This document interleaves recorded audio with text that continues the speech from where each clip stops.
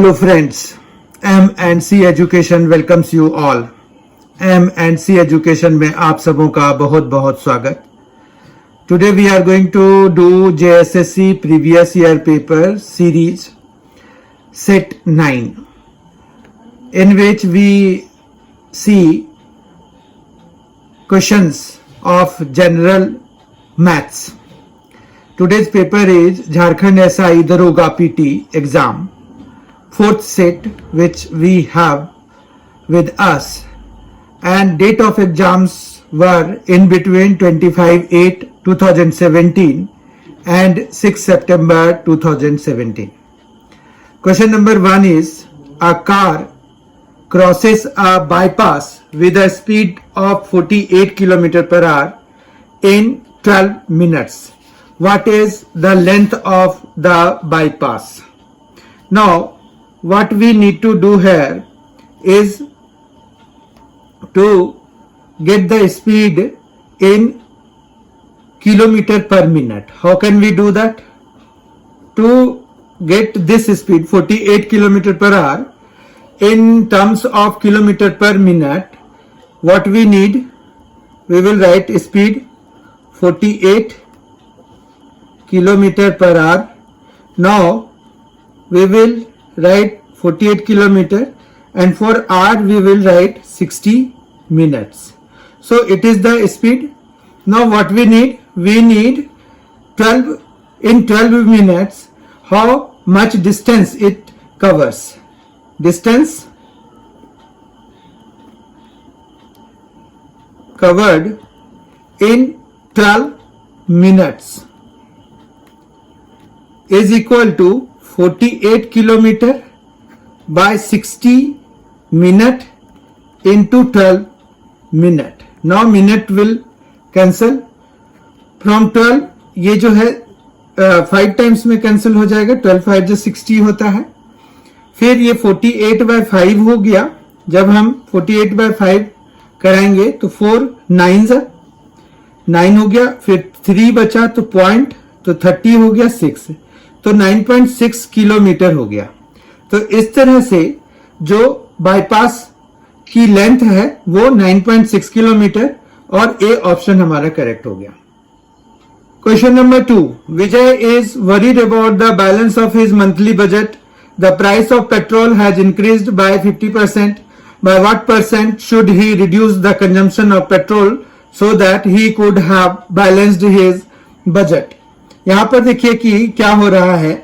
50% बढ़ गया. अब मान रखिए कि पहले जो है 100 था और फिर 50% बढ़ गया तो 150 हो गया. अब उसको कितना रिड्यूस करना पड़ेगा जो कि 100 पर पहुंच जाए? तो 50 का रिडक्शन करना पड़ेगा. लेकिन परसेंटेज टर्म में उसका हमें 150 पे निकालना होगा. तो परसेंटेज रिडक्शन जो करना होगा वो 50, मतलब ताकि वो उसका जो कंजम्पशन है वो जैसे का तैसे रह जाए, 100 रह जाए, तो 150 अभी हो जाएगा 50% इंक्रीमेंट के बाद. तो 50 उसको कम करना पड़ेगा. 50/150 इंटू 100 हो गया, तो ये आ गया 100/3. ठीक है. तो ये जब हम डिवाइड कराते हैं तो 33.33% आ जाता है. ठीक है. तो यहां पर ये है कि by what percent should he reduce the consumption of petrol. तो उसको 33.33% जो है रिड्यूस करना चाहिए, सो दैट वो जो बजट है उसका बैलेंस्ड ही रहे. जितना खर्च हो रहा था पहले उतना ही खर्च हो. तो इस तरह से बी ऑप्शन हमारा करेक्ट है. Question number 3, 2 coins are tossed together. What is the probability of getting opposite side on the coins? Opposite side या opposite faces बोल लीजिए. मतलब एक पे हेड आए तो दूसरे पे टेल आए, पहले पे टेल आए तो दूसरे पे हेड आए, मतलब दोनों में अपोजिट आए. तो उससे पहले हमें सैंपल स्पेस, मतलब सैंपल स्पेस क्या होता है? Set of all possible outcomes. तो जितने पॉसिबल आउटकम्स हो सकते हैं जब हम 2 कॉइन्स टॉस करते हैं तो वो होता है HH, HT, TH and TT. Right. इसमें से हमारा जो इवेंट है वो है कि ऑपोजिट फेस होना चाहिए. तो अपोजिट फेस ऑन 2 डाइस. ठीक है. तो अपोजिट फेस ऑन 2 डाइस जब है तो इसका मतलब ये हो गया कि E जो है वो जो इसको फेवर कर रहा है वो एक तो HT है और दूसरा TH है, ठीक है। तो हमें जो PE मतलब प्रोबेबिलिटी ऑफ दैट इवेंट अगर निकालना है तो वो हो जाएगा NE बाय NS। NE है 2 और NS है 4, तो ये आ गया 1/2, कैंसिल होने के बाद 1/2 आ गया। तो option wise C option correct हो गया। इसमें क्या किया हमने, पहले हमने सैंपल स्पेस लिखा, फिर इवेंट बना लिया जो हमें पूछा गया था, getting opposite side on the coins, यानी कि opposite face on two coins will be there. तो ऑन द 2 कॉइन्स हमें अपोजिट फेस मिलने चाहिए। तो HT मतलब एक पे हेड आया दूसरे पे टेल, पहले पे टेल आया तो दूसरे पे हेड आना चाहिए था। इस तरह से हमारे पास NE मतलब नंबर ऑफ इवेंट्स जो फेवर कर रहा है, नंबर ऑफ फेवरेबल आउटकम्स, तो वो 2 हो गया। नंबर ऑफ टोटल इवेंट्स मतलब सैंपल स्पेस 4 हो गया, कैंसिल करा के 1/2। ऑप्शन सी करेक्ट हो। Question number 4, if tan 4 theta is equal to cot 80 degree minus 3 theta, then find the value of sin 6 theta। Very easy question, ये trigonometry से related है। ये है tan 4 theta is equal to cot 80 degree minus 3 theta, ठीक है। अब अगर हम देखें तो यहां पर इसको हम क्या लिख सकते हैं, tan 90 डिग्री माइनस, फिर ये इसको थीटा की तरह एज्यूम करके हम ऐसे लिख सकते हैं। आप देखिए समझ पा रहे हैं। तो अब क्या हुआ कि यहां पर tan 4 थीटा है और इधर भी tan है, तो ये दोनों साइड हम tan को हटा सकते हैं। तो यहां पर 90 डिग्री माइनस 80 डिग्री और ये प्लस माइनस माइनस प्लस हो जाएगा, 3 थीटा हो जाएगा, ठीक है। तो ये आ गया 4 theta is equal to 10 degree plus 3 theta. तो अब ये 3 थीटा हम इधर ले आते हैं, तो ये आ जाएगा 4 थीटा माइनस 3 थीटा। इसको जब इधर लेके आएंगे और ये हो गया 10 डिग्री, तो मतलब थीटा कितना हो गया, 10 डिग्री के बराबर हो गया। लेकिन हमें किसकी वैल्यू निकालनी है, साइन 6 डिग्री की, देयरफॉर साइन 6 थीटा की। तो sine 6 theta is equal to क्या हो जाएगा, साइन 6 इंटू 10 डिग्री के बराबर, यानी कि साइन 60 डिग्री हो जाएगा। साइन 60 डिग्री जो है वो √3/2 के बराबर होता है। ऑप्शन वाइज डी ऑप्शन हमारा करेक्ट हो जाएगा। क्वेश्चन नंबर 5, स्टेटमेंट ए दिया हुआ है tan 55 degree is greater than 1। फिर रीजन दिया हुआ है R for 0 degree less than theta less than 90 degree, tan theta is greater than 1। तो यहां पर जो है 0 से 90 डिग्री में tan थीटा 1 से बड़ा नहीं होता है। क्यों? क्योंकि आप देखिए tan 0 0 होता है, तो 1 से बड़ा कैसे हुआ, नहीं हुआ। चलिए 0 हमें लेना नहीं है, तो हमारा चलिए ये वाला एग्जाम्पल हम नहीं मानते, तो 30 डिग्री ले लेते हैं। 30 डिग्री जो है 1/√3 होता है। 1/√3 आपको पता है कि 1 से छोटा होता है। तो ये जो रीजन दिया हुआ है कि 0 से 90 डिग्री के बीच में tan थीटा 1 से बड़ा है, लेकिन tan 30 डिग्री हमने देखा 1/√3 होता है, 1/√3 1 से छोटा होता है। तो ये रीजन जो है इसका गलत हो गया। जबकि tan 55 डिग्री जो है 1 से बड़ा होता है। क्यों? क्योंकि tan 45 डिग्री 1 होता है, उसके बाद tan 60 डिग्री जो है √3 होता है। √3 की वैल्यू कितनी है, 1.732, यानी कि 1 से बड़ा है। तो ये जो है 1 से जब हम ये जो 45 डिग्री से 60 डिग्री की तरफ जा रहे हैं, तो हमारी वैल्यू 1 से बड़ी होके 1.732 यानी कि √3 के पास पहुंच जाती है। तो यानी कि स्टेटमेंट ए हमारा करेक्ट है, जबकि रीजन हमारा फॉल्स है। तो इसका मतलब ऑप्शन ए इस वाले क्वेश्चन के लिए करेक्ट है। Question number 6, if sine 7 theta is equal to cos theta minus 6 degree, where 7 theta and theta minus 6 degree are acute angles, acute angles 90 degree से कम। अब साइन 7 थीटा है, sine 7 theta is equal to cos theta minus 6 degree है। या तो हम इसको cos में चेंज कर लें या इसको साइन में चेंज कर लें, ठीक है। तो यहां पर इसको करते हैं, देखते हैं। तो ये आ जाएगा कॉस 90 डिग्री माइनस 7 थीटा लिख सकते हैं, और ये कॉस थीटा माइनस 6 डिग्री है। अब दोनों साइड कॉस आ चुका है तो हम ये दोनों कॉस रिमूव करा सकते हैं। तो इससे क्या हो जाएगा 90 degree minus 7 theta is equal to theta minus 6 degree. ठीक है, तो ये कितना आ गया, ये 7 थीटा इधर ले गए तो 8 थीटा हो गया, ये 6 उधर ले गए तो 96 हो गया। तो यहां पर थीटा इज इक्वल टू कितना आ गया 96 degree by 8।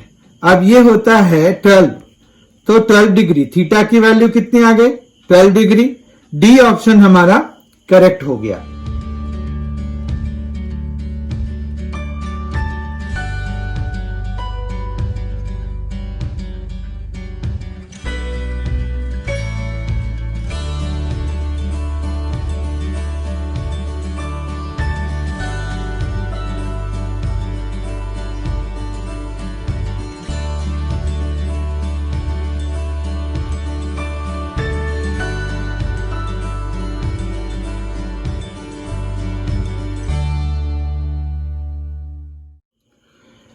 Question number 7, sine square 31 degree plus sine square 59 degree is equal to. तो यहां पर देखिए अगर तो साइन स्क्वायर 31 डिग्री है तो sign square 31 degree plus sine square 59 degree. अब देखिए अगर हम इसको कॉस स्क्वायर में लिखना चाहते हैं तो हम क्या लिखेंगे, यहां पर लिखेंगे cos square 90 degree minus 59 degree, right. तो ये आ जाएगा साइन स्क्वायर 31 डिग्री प्लस ये हो गया कॉस स्क्वायर 31 डिग्री। ठीक है, ये दोनों मिलके कितना हो जाएगा 1। ऑप्शन वाइज डी ऑप्शन हमारा करेक्ट हो जाएगा। ये कॉम्प्लीमेंट्री एंगल पर बेस्ड क्वेश्चन थे, तो इस तरह के क्वेश्चंस में हम हमेशा यही अप्रोच लगाते हैं।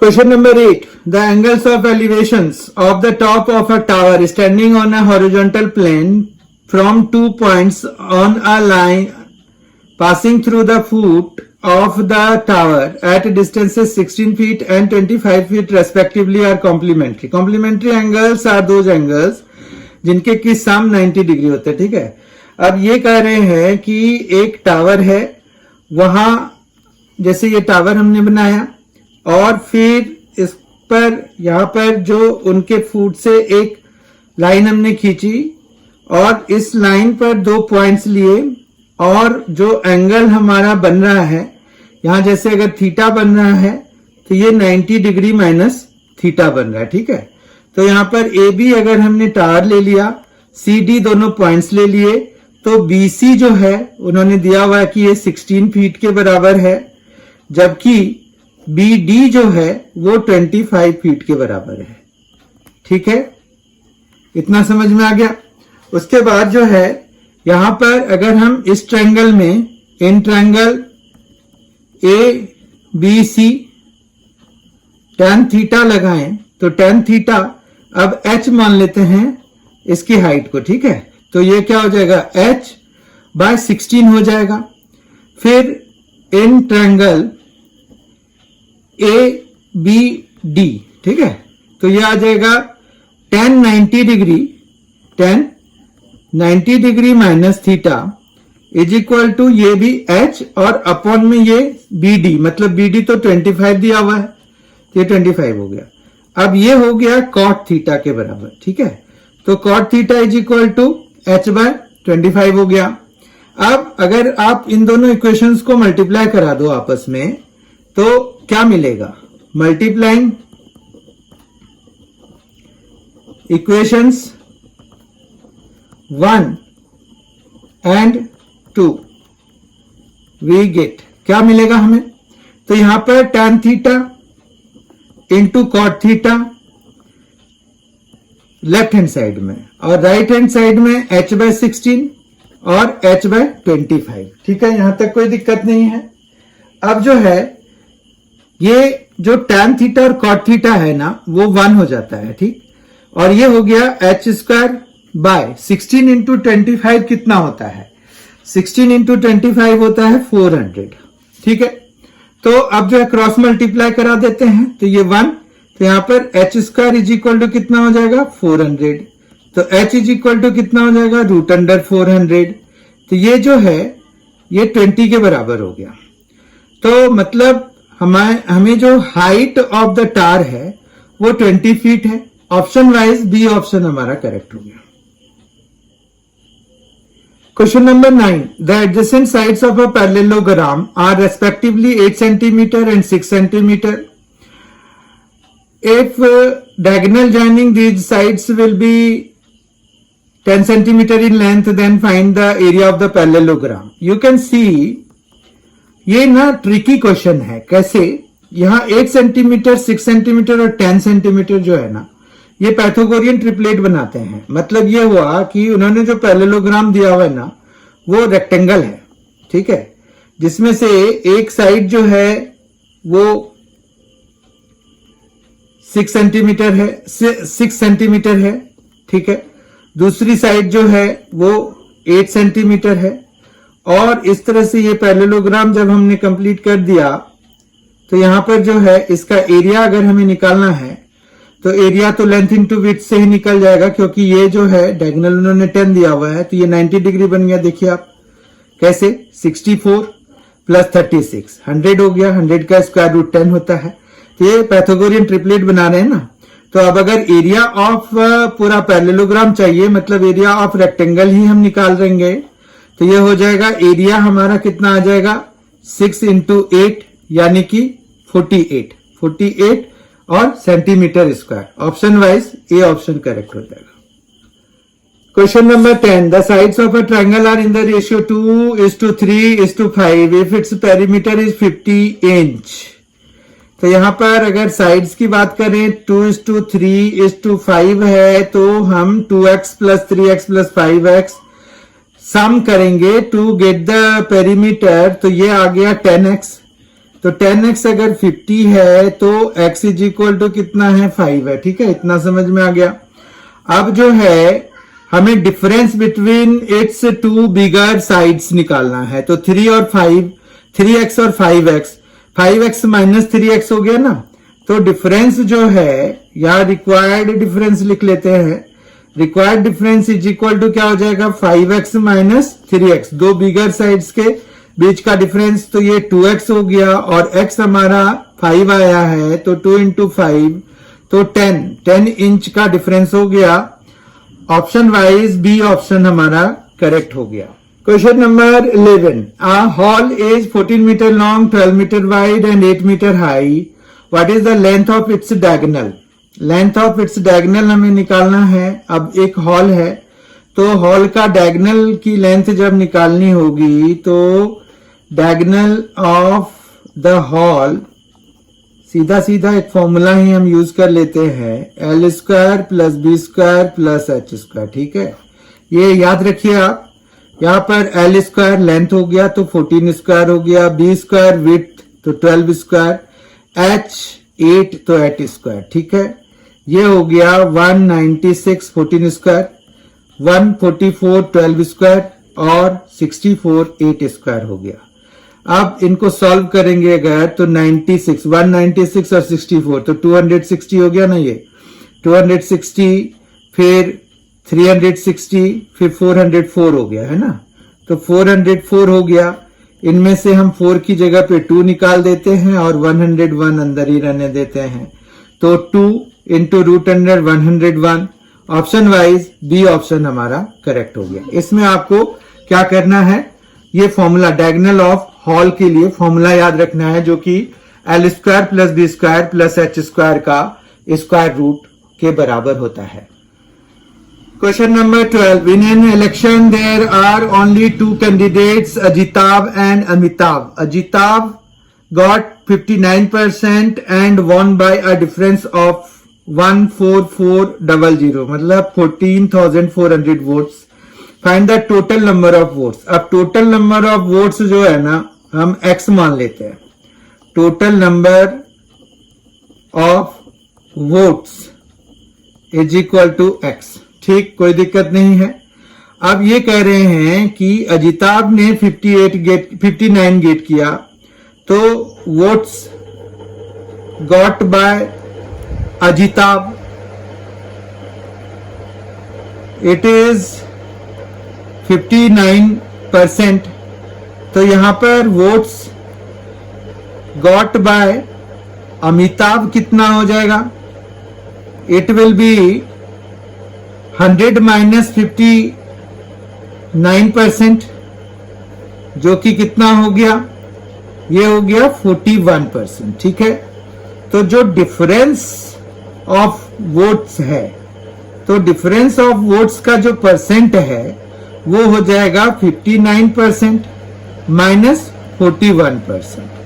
तो 59 माइनस 41, तो ये हो गया 18%। ठीक है ना, तो यानी कि 18% वोट्स जो है 14,400 के बराबर है।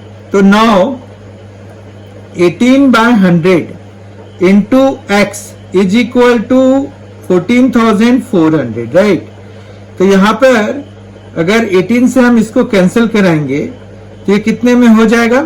8 टाइम्स में। ठीक है ना, 144, 18 8 144, तो 800 हो गया।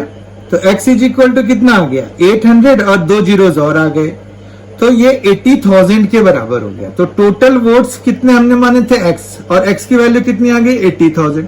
तो इस तरह से ए ऑप्शन हमारा करेक्ट हो जाएगा। Question number 13, a scooter is quoted at रुपया 23,500 plus GST at the rate of 18%। GST का रेट दिया हुआ 18%। Find the amount of GST paid by the buyer. ठीक है, तो हमें जो है यहाँ पर जीएसटी लगाना है 80%। तो GST at the rate of 18% of 23,500 is equal to 18 by 100 into 23,500। मतलब ये क्या कह रहे हैं? ये सीधा सीधा किसी चीज का परसेंटेज निकालने को कह रहे हैं हमें। तो ये बहुत ही सिंपल क्वेश्चन हो गया एक तरह से। तो यहाँ पर जो है 18 से आप मल्टीप्लाई करा दीजिए, तो ये आ गया 18 5 जा 90, तो 0 9 आ गया, 18 3 जा 54, 9 63, 6 हो गया, 18 2 जा 36 और 6 तो 42 हो गया। और ये 2 जीरोस तो कैंसिल हो गए। तो हमारे पास यहाँ पर रुपया 4,230 के बराबर आ गया। तो जीएसटी उसने इतना पेमेंट किया। तो find the amount of GST paid by the buyer. तो 4,230 ऑप्शन वाइज ए ऑप्शन हमारा करेक्ट हो गया। Question number 14, a cone is made by melting a cylinder keeping the radius same. Find the percentage increase in height. यहाँ पर देखिए ये question बड़ा simple सा है। अगर हम वॉल्यूम ऑफ कॉन देखें तो वॉल्यूम ऑफ कॉन जो है वो होता है 1/3 पाई r स्क्वायर h। ठीक है, और अगर हम हाइट की बात करें, रेडियस सेम रखा हुआ है तो r हम सेम रख लेते हैं और कॉन की हाइट को हम h1 ले लेते हैं। ठीक है, इसी तरह से वॉल्यूम ऑफ सिलेंडर हम सपोज कर लेते हैं, वो है पाई r स्क्वायर, क्योंकि रेडियस सेम है, और h2 ले लेते हैं। अब हम देखना चाहते हैं कि इनके हाइट में क्या डिफरेंसेस आए हैं। तो यहाँ पर अगर दोनों एक ही चीज को मेल्ट करके बनाया गया है तो यानी कि ये दोनों के वॉल्यूम्स तो बराबर होंगे, वॉल्यूम चेंज नहीं होगा, इनके शेप्स चेंज हो जाते हैं। तो यहाँ पर पाई r स्क्वायर कैंसिल हो जाएगा। इस तरह से h1 इज इक्वल टू ये 3 इधर आके मल्टीप्लाई होके 3h2 हो जाएगा। ठीक है, तो यहाँ पर क्या हुआ कि हाइट जो है 3 टाइम्स हो गया। तो अगर इंक्रीमेंट देखेंगे तो इंक्रीमेंट तो हमारा कितना हो गया? 2h1 का हो गया है ना, 2h2 का हो गया। क्या कहते हो? क्योंकि हमें जो है कॉर्न को मेल्ट करके बनाया तो हमारा H2 जो है वो कितना हो गया? H2 जो है वो H1 जो है थ्राइस ऑफ H2 हो गया। तो हाइट जो है बढ़ गया ना हमारा। ठीक है, कॉर्न से काट करके, कॉर्न को मेल्ट करके सिलेंडर बनाया गया तो प्राइस बढ़ गया। तो कितना परसेंट बढ़ गया? अगर हम देखें तो 200% बढ़ गया। इंक्रीमेंट 200% का हो गया ना, ट्वाइस हो गया। तो ये डी ऑप्शन हमारा करेक्ट हो गया। Question number 15, if perimeter of a rectangle of width 8 centimetre is equal to the perimeter of square of 64 centimetre then the length of the rectangle is. या क्वेश्चन में ये है कि आपको एक रेक्टेंगल है, उसकी विड्थ दे दी है और पेरीमीटर उसका और एक स्क्वायर जिसका पेरीमीटर ऑलरेडी 64 सेंटीमीटर है वो दिया हुआ है। तो दोनों को हम इक्वेट करा देते हैं, L प्लस विड्थ की जगह पे 8 यूज कर लेते हैं और ये 64 से इक्वेट करा दिया। ठीक है, क्योंकि दोनों पेरीमीटर्स बराबर दिए हुए हैं, ये 2 उधर ले जाके कैंसिल करा दिया तो 64 डिवाइडेड बाय 2 32 हो गया और -8 हो गया तो ये आ गया 24। समझ गए? तो लेंथ जो है, लेंथ ऑफ द रेक्टेंगल जो है वो 24 सेंटीमीटर, यानी कि option wise A option correct हो गया।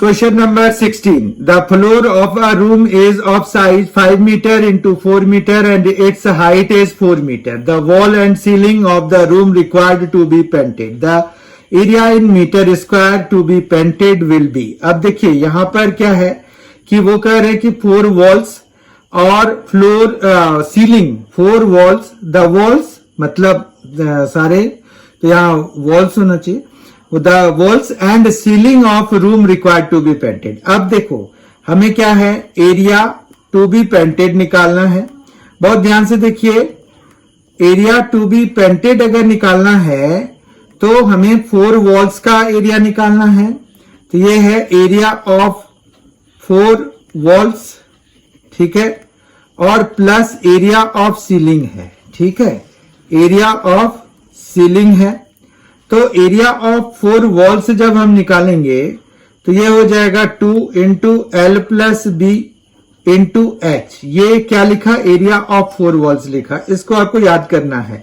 ये क्या है, ये है कि पेरीमीटर को, पेरीमीटर ऑफ द बेस को जब हम हाइट से मल्टीप्लाई कराते हैं तो हमें एरिया ऑफ 4 वॉल्स मिल जाता है। ठीक है, तो यहां पर पेरीमीटर इंटू हाइट करा दिया है। और area of ceiling is nothing but LB, जो ग्राउंड, जो बेस का एरिया होगा, जो फ्लोर का एरिया होगा, तो वही एरिया सीलिंग का भी होगा। ये दोनों बराबर होते हैं। अब यहां पर 2, एल है हमारे पास 5, बी है 4, ठीक है, देखिए आप, और हाइट है 4, ठीक है। तो ये पहला वाला पार्ट तो हो गया, और एल भी फिर से 5 इंटू 4 हो जाएगा। तो इस तरह से 2 इंटू 9 इंटू 4 प्लस 20 हो जाएगा।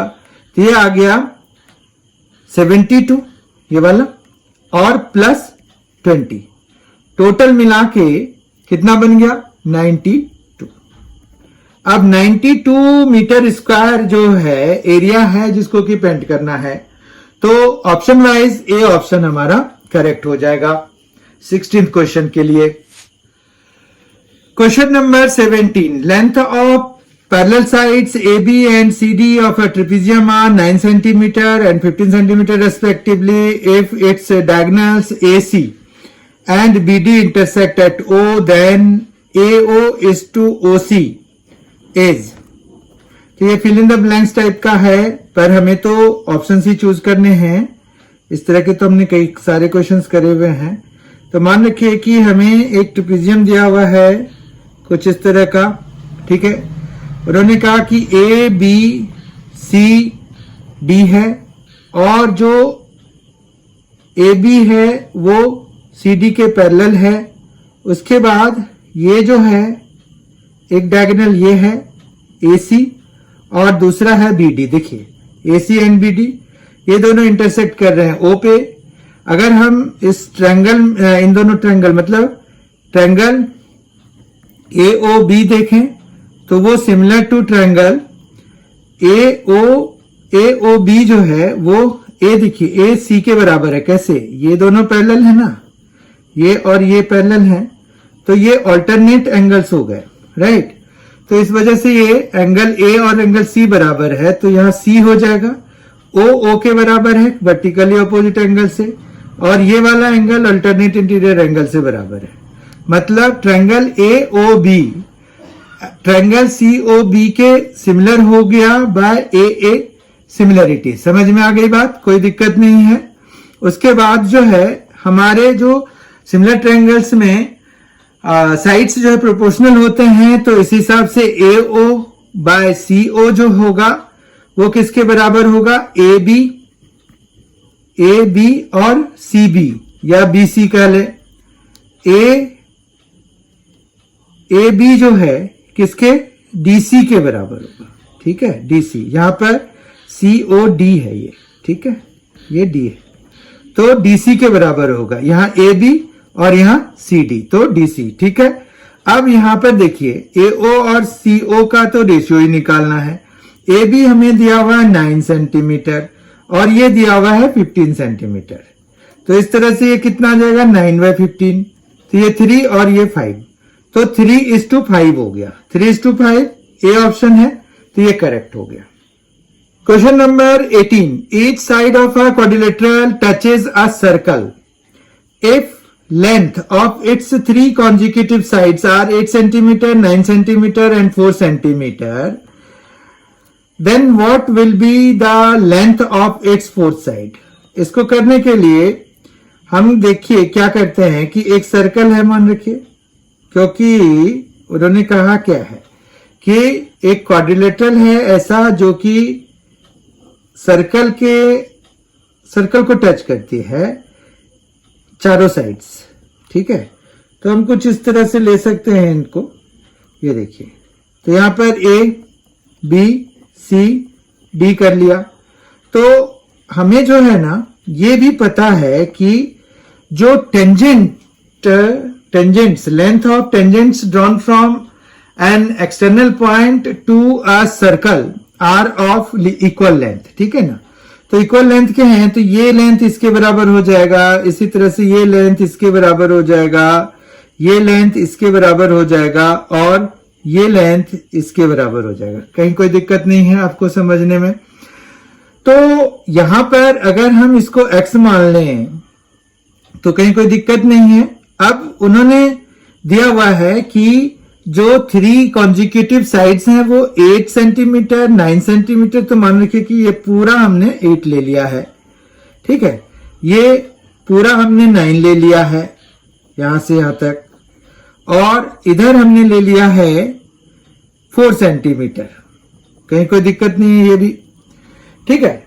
तो अब अगर देखिए कि क्या क्या चीजें हो रही हैं कि ये जो है कॉन्जिक्यूटिव साइड्स है ना 8, 9 और 4, तो 8, 9 और 4 में हम कॉन्जिक्यूटिव ले लेते हैं। 8 इसको ले लेते हैं, 9 इसको ले लेते हैं, 4 इसको ले लेते हैं, और मान रखिए कि हमें सी डी निकालना है, ठीक है।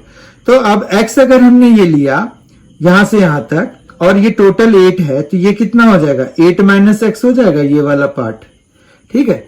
अब ये 8 माइनस एक्स हो गया तो ये भी 8 माइनस एक्स हो जाएगा। कहां से कहां तक? यहां से यहां तक, है ना।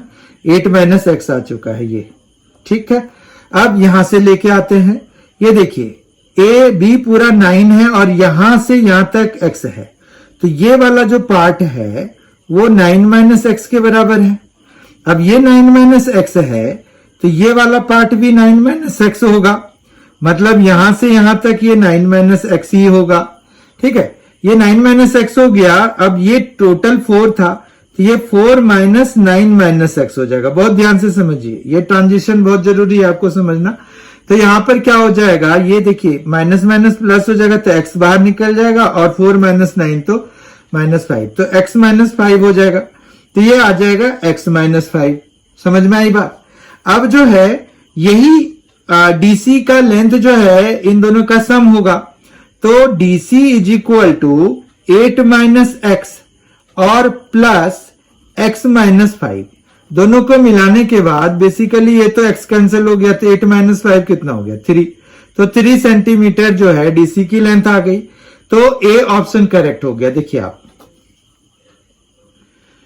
Question number 19, what is the measure of the angle which is 1/4 of its supplementary part. अब देखिए यहां पर दो एंगल सप्लीमेंट्री होते हैं कब, जब दोनों का सम जो है 180 डिग्री होता है। तो अगर हमने एक को x माना तो दूसरा जो है 180 डिग्री माइनस x हो जाएगा। ठीक है, अब ये कह रहे हैं कि एक एंगल आप ऐसा फाइंड करिए जो कि अपने सप्लीमेंट्री का 1/4 है।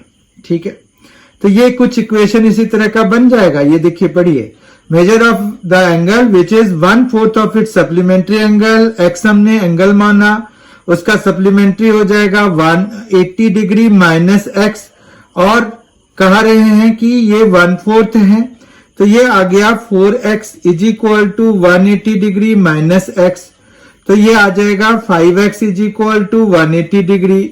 तो x इज इक्वल टू कितना हो जाएगा 180 डिग्री माइनस 5, तो ये आ जाएगा 3, तो 36 डिग्री। ठीक है, तो 36 डिग्री वो एंगल हो गया जो कि अपने सप्लीमेंट्री का 1/4 है। ए ऑप्शन हमारा करेक्ट हो गया। Question number 20, find the maximum area of a rectangular field surrounded by a rope of length 140 metres. तो इसमें क्या है कि पेरीमीटर दिया हुआ है, तो 2l प्लस बी मतलब लेंथ प्लस ब्रेथ, ये 140 के बराबर है। रेक्टेंगुलर फील्ड है, अगर उसकी लेंथ को l और उसके विड्थ को b मान लिया, तो यहां पर l प्लस b जो है वो हो गया 70। ठीक है, अब कोई भी दो नंबर हैं, अगर उनका सम जो है 70 है, तो हमें एरिया देखिए क्या होगा, एरिया होगा l इंटू बी। अब ये जो है मैक्सिमम कब होगा, जब ये जो l और b है दोनों आपस में बराबर होंगे। ठीक है, तो हमारे पास यहां पर दोनों 35 जब होंगे तब हो जाएगा। ठीक है, तो यहां पर हम लिख सकते हैं कि for maximum area l is equal to B, ठीक है, इज इक्वल टू 70/2 और रिजल्ट 35 इक्वल टू, तो यहां पर क्या हो जाएगा 35 इंटू 35 हो जाएगा, तो ये हो जाएगा 1225 के बराबर। 35 का स्क्वायर कराना है ना आपको, तो यहां पर किसी भी नंबर जिसके की 2 डिजिट नंबर है या 3 डिजिट नंबर है, तो किसी के भी लास्ट में अगर 5 है और उसका स्क्वायर अगर निकालना है, तो उसका एक प्रोसीजर ये है कि आप 25 तो लिख ही दीजिए, उसके बाद यहां पर जैसे 3 है ना, 3 में एक और ऐड कर दीजिए, कितना आ गया 4 आ गया, और फिर उसको उसी से मल्टीप्लाई करा दीजिए, वो जो भी आया उसको यहाँ पे लिख दीजिए। समझ में आया?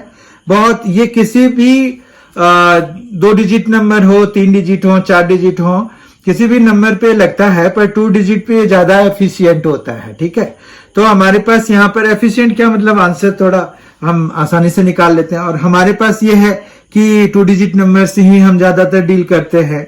तो जब भी 5 आपको यूनिट प्लेस पे आए और उसका स्क्वायर कराना है, तो पहले आप 25 लिख दीजिए, फिर जो 10th प्लेस पे डिजिट है उसको एक बढ़ा करके उसी डिजिट से मल्टीप्लाई करा दीजिए। जैसे ये किया ना, 3 है तो 3 को एक बढ़ा दिया, 4 हो गया, और 4 इंटू 3 करा दिया, 12 आ गया, यही आ गया। ठीक है, आप इसको वेरीफाई कर सकते हैं। पहले हम इस आंसर को क्लियर कर लें, तो ये 1225 मीटर स्क्वायर आ गया, तो ये जो है ए ऑप्शन हमारा करेक्ट हो गया। अब जैसे देखिए, मैं आपको बता रहा था short trick of doing square of any number whose units place digit is 5। तो हम जैसे मान रखिए कि 25 का स्क्वायर कराना चाहते हैं। ठीक है, तो इसमें क्या करेंगे, 25 लिख देंगे क्योंकि ये 5 यूनिट्स प्लेस पे है। उसके बाद इसके 10th प्लेस पे क्या है, 2 है, तो 2 को अगर हम एक और बढ़ाएंगे तो 3 आ जाएगा, तो 2 3 जा 6 हो जाता है ना। 2 को हमने एक बढ़ाया तो 3 आ गया, इंटू 2 कराया तो ये 625 आ जाएगा। ठीक है, तो इस तरह से हमने एक ट्रिक भी सीख लिया कि अगर किसी के यूनिट्स प्लेस पे 5 हो तो हम जो है उसको कैसे स्क्वायर कराते हैं। ठीक है, तो इस तरह से अभी हमने 20 क्वेश्चंस का सेट 9th कर लिया, जो कि जिनके की क्वेश्चंस हमने जो है SI झारखंड SI पीटी से लिया था, SI दरोगा पीटी से लिया था। जिनके की एग्जाम 25 अगस्त 2017 और 6 सितंबर 2017 के बीच में हुए थे, अलग अलग चरणों में हुए थे। तो उनमें से हमने 4th सेट लिया, जो हमारे पास 4th सेट हिरारिकल जो है, हिरारिकल की कली जो अवेलेबल है हमारे पास, ठीक है, मतलब सीक्वेंस वाइज जैसे 4th जो सेट थे वो हमने कर लिए। तो I hope you have understood all the concepts involved and all the questions were explained in very clear manner. तो आपको बहुत अच्छे से समझ में आ गया होगा। Thank you so much for being with us in the next set, that will be 10th set, जो कि 10th सेट होगा हमारे इस JSSC प्रीवियस ईयर पेपर के सीरीज का। तो उस सेट में भी आप इसी तरह से प्रेजेंट रहेंगे। उसमें भी हम झारखंड SI दारोगा PT के ही पेपर लेंगे, और वो 5th सेट होगा हमारे दरोगा वाले पेपर्स का, क्योंकि ये 20 सेट्स हमारे पास अवेलेबल हैं, जो कि उन्होंने PT लिए थे अलग अलग चरणों में, ठीक है। तो उसको हम डिस्कस करेंगे इन are 10th set. It was 9 set and अब तक हमने 9 सेट कर लिए, तो आपको सारी चीजें क्लियर हो रही होंगी और आपको एटलीस्ट ये तो पता चल रहा होगा कि किस टाइप के क्वेश्चंस पूछे जाते हैं। Thank you so much for being with us. Thanks a lot. Enjoy yourself.